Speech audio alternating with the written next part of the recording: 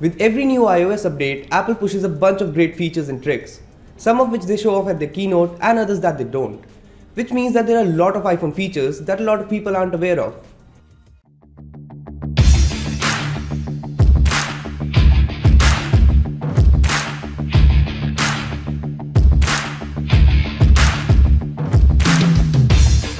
And in this video, let's talk about 10 hidden iPhone features that you should be using. It was pointed out to us that the previous upload was blurry, so we are updating this and adding 3 new features as well. So let's get started. Guided access is one feature that most people don't use. The feature allows you to pin a particular app to the screen and not get out of it without entering a passcode or using Touch ID. Just like the screen pinning feature in Android, guided access works pretty much the same way on an iPhone. To enable guided access, go to Settings, then General. Here tap on Accessibility, scroll down and tap on Guided Access and turn the guided access toggle to on. Now go to the app that you want to pin to the screen. Triple click the home button on your iPhone to start guided access. You can even deny access to specific areas of the screen by drawing boxes around it. Also, you can tap on options to configure the buttons that the person will have access to while the phone is in guided access mode, volume buttons, motion and more. You can even set a time limit on the guided access feature. We all know that feeling when we put a lot of apps on download at the same time, only to realize that they'll take a long time to download completely. If you are in such a situation and you want one of the downloading apps to finish downloading first, you can use 3D Touch to prioritize it. Obviously, this is only applicable on iPhones that support 3D Touch, that is the iPhone 6s and above. When you're downloading multiple apps, simply 3D Touch on the app you want to prioritize the download for, and from the menu that pops up, tap on Prioritize Download. Your iPhone will now allocate more bandwidth to the app you prioritized, which will make it download before the other apps that were downloading. In Safari, there's a hidden option that will let you export web pages to PDFs. It can be really useful and is definitely something you should know about. To export a web page to PDF in Safari, just launch Safari and browse to the web page you want to save. Tap on the Share button on the bottom of the screen. Then tap on Print. In the window that opens up, pinch out on the page preview. Then tap on the Share button again. You will now see an option to export the web page to iCloud Drive or to iBooks, both of which will let you save the web page as a PDF. Say you're working and your phone is in your pocket when you receive a call. You could take it out of your pocket and check who's calling, but it might turn out to not even be an important call at all. That would be extremely frustrating. Well, you can use Siri to figure out who's calling and not even have to pull your phone out and look. To enable this feature, just go to Settings and tap on Phone. Here tap on Announce Calls. Now you can choose when you want Siri to announce call names for you and it will do it. So the next time you're working and you get a call, Siri will inform you about who's calling you so you don't have to waste time for calls that are not urgent. Apple recently switched the default passcode length to 6 digits instead of 4. While this does add more security, you may want to revert back to the old 4-digit passcode instead. Alternatively, you can even set an alphanumeric passcode on your iPhone if you want to be extra cautious about people not being able to guess it. To do this, just go to Settings. Here, tap on Touch ID and Passcode. Enter your current passcode and then tap on Change Passcode. You will have to enter your current passcode again. Then, in the next screen, instead of entering a passcode, tap on Passcode Options. You will now get 3 options. You can choose Custom Alphanumeric Passcode to set a passcode containing both numbers and letters. You can choose Custom Numeric Code to set a numeric passcode with the length other than the default 6-digit passcode. You can also choose 4-digit numeric passcode to use the old 4-digit passcode style that was there in iOS 8. Personally, I use the 6-digit numeric code, but you can choose anything you want. If you want the most secure password, you should definitely opt for the Custom Alphanumeric Passcode option. And if you want something you can quickly type, you can choose the 4-digit numeric passcode as well.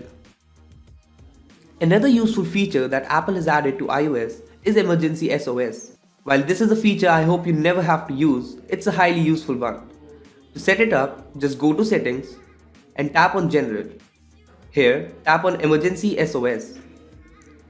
Enable the toggle next to click sleep wake to auto call. Also, choose whether you want emergency SOS to be activated with 3 clicks or 5. You can also add emergency contacts who will be informed of your location in case of an emergency. You must be aware of the zoom accessibility feature in iOS. However, there is also another feature called the Magnifier, which essentially turns your iPhone camera into a magnifying glass. To enable this feature, just go to Settings, then tap on General. Here, tap on Accessibility. Now tap on Magnifier and turn the toggle to on. You can now triple click the home button to turn the magnifier on. The iPhone displays a special camera interface when the magnifier is turned on. You can use the slider on the bottom to adjust the magnification, and you can even click pictures like this. This is definitely a feature you'll find useful when trying to decipher what's written on the back of those tiny packages. This is something I think everybody can relate to. You park your car in a parking lot, and when you come back after a couple of hours, you can't seem to remember where you parked. Or maybe you do, but you just wish there was a better way. Well, fortunately, there is.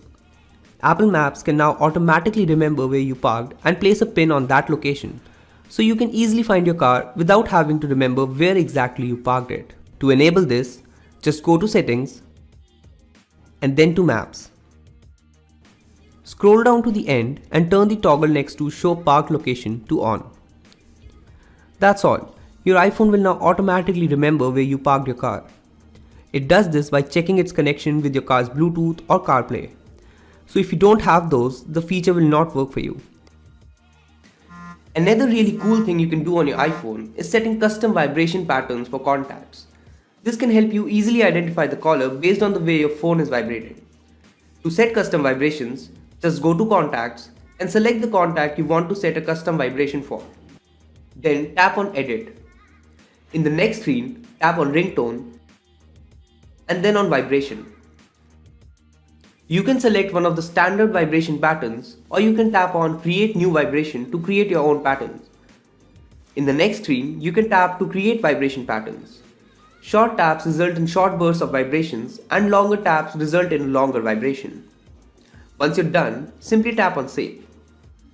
Enter the name for the vibration you just created, and it will be automatically assigned to the contact. If you have ever used an Android device, you must know that it is very easy to hide apps on Android devices. On iPhones, unfortunately, there is no way to hide apps. However, there is a workaround that you can use, which works kind of. If you want to hide third-party apps on your iPhone, you can use a little workaround that might help you. First, you'll need to find the age rating for the app you want to hide. Say you want to hide Tinder. Just go to the App Store, search for Tinder, and you'll see the age rating beside it. In this case, it's 17 plus. Now go to Settings and then General. Here, tap on Restrictions, go to Apps and tap on 12 plus. This will ensure that apps that are rated for people above the age of 12, which includes Tinder, will not be shown on your home screen. You can use this method to hide apps like Tinder or any other app using the age restriction. The issue with this method is that if you have more than one app that is rated 17 plus, it will also be hidden. Unfortunately, this is an unavoidable side effect of using this workaround because there is no way to hide specific third-party apps in iOS. Well, those were the 10 hidden iPhone features you should be using. I hope you found these features interesting, and if you did, please hit that like button. Also, subscribe to our channel for more videos. That's all from my side, and I will see you in the next one.